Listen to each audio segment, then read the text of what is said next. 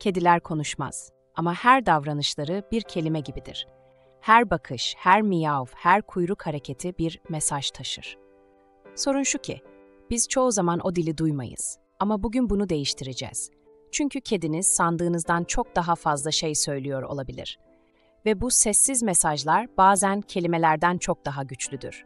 Hazırsanız gelin birlikte bu gizli dili çözelim ve bakalım. Kediniz size aslında neler söylüyor? Gözlerin söylediği şeyler.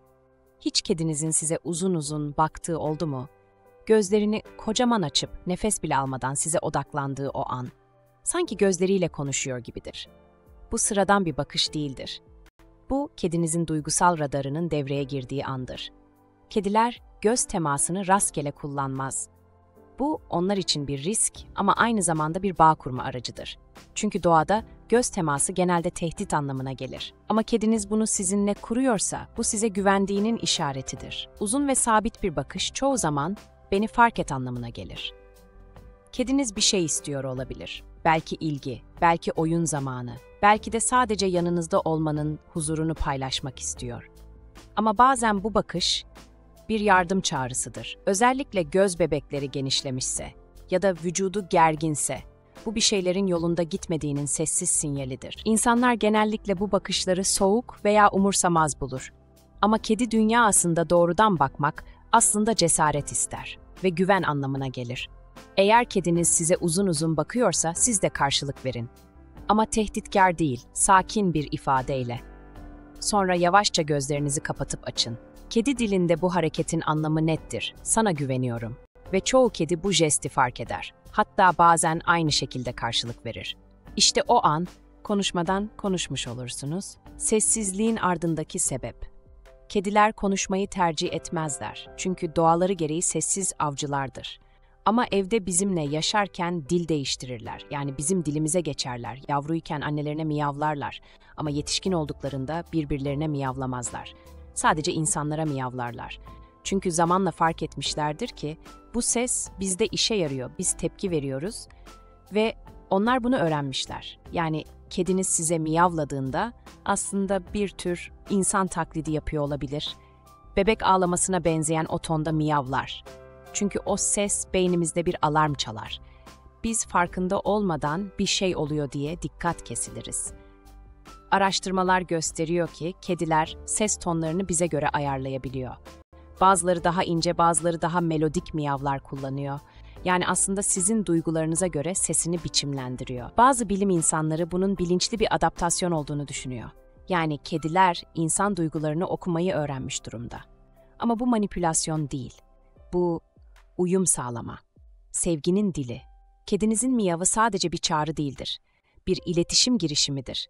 Bir diyalog başlatma denemesidir. Ve her miyav farklı bir anlam taşır. Her miyav aynı anlama gelmez. Bir süre sonra fark edersiniz. Kedinizin sesleri hep farklıdır. Kısa ve keskin miyav genelde açım anlamına gelir. Uzun ve tiz miyav bana dikkat et demektir. Boğuk, düşük tondaki miyav ise rahatsızlık veya huzursuzluk belirtisidir. Bazı kediler sabahları daha konuşkandır. Bazıları akşam, bazıları sadece belirli kişilerle miyavlar. Yani her kedi kendi ses haritasını oluşturur. Kedinizle uzun süre yaşadığınızda bunu çözmeye başlarsınız. Artık bu sesi çıkardıysa mama istiyor diyebilirsiniz. Ya da bu tonu kullandıysa oyun zamanı. İşte o noktada gerçek bağ kurulur. Çünkü artık siz de onun dilini konuşuyorsunuzdur. Artık sadece bir sahip değil, bir dost olmuşsunuzdur. Beden dili her şeyi anlatır. Kediler sadece sesle değil, tüm vücutlarıyla konuşurlar. Bir kediyle gerçekten iletişim kurmak istiyorsanız onu izleyin. Kuyruk dimdikse, özgüvenlidir. Kuyruk ucu titriyorsa heyecanlıdır. Kuyruk bacaklar arasında gizlendiyse korku ya da stres vardır. Kulaklar öne dönükse meraklıdır. Yana yatmışsa kararsız. Tam arkaya yatırılmışsa saldırıya hazır ya da çok gergindir. Ama sadece kulaklar değil, kedinin bıyıkları bile konuşur. İleriye dönük bıyıklar merak ya da oyun modunu gösterir. Geridekilerse temkin ya da korku. Bir kediye dokunmadan önce bu sinyalleri okumayı öğrenin. Çünkü yanlış zamanda temas, lütfen uzak dur demektir. Ve kediler bu tür ihlalleri unutmaz. Ama kendini anlaşılmış hisseden bir kedi, size daha çok yaklaşır, size yaslanır. Hatta yanınıza gelip sessizce uyur. İşte o, güvenin en saf halidir. Sessiz bağın gücü. Kediniz konuşmaz ama size her gün bir şey söyler.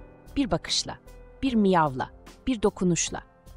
Siz o dili anlamaya başladığınızda aranızdaki ilişki bambaşka bir boyuta taşınır.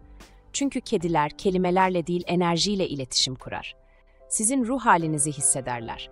Ses tonunuzu, nefesinizi, yürüyüşünüzü bile fark ederler. Bazı kediler siz üzgünken yanınıza gelir, sessizce oturur.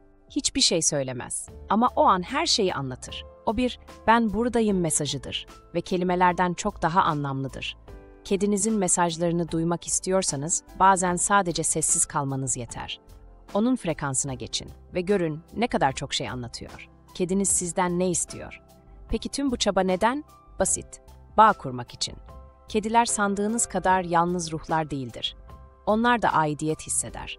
Ama bunu bizim gibi göstermezler. Bir köpek size sevgisini coşkuyla gösterir. Kedi ise sadakatini sessizlikle sunar. Bir kedi sizin yanınıza gelip sessizce oturuyorsa bu bir teşekkürdür. Senin enerjine güveniyorum demektir. Kedinizin bakışını, miyavını, sessizliğini ciddiye alın. Her biri bir cümledir.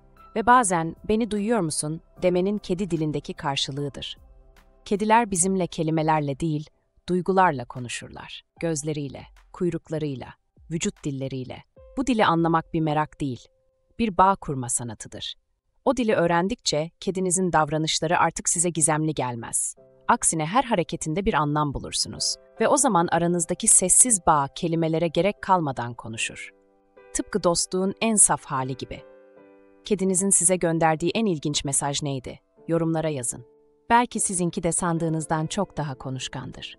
Unutmayın, her kedi konuşur. Yeter ki biz duymayı öğrenelim. İzlediğiniz için teşekkürler. Yeni videolarda görüşmek üzere.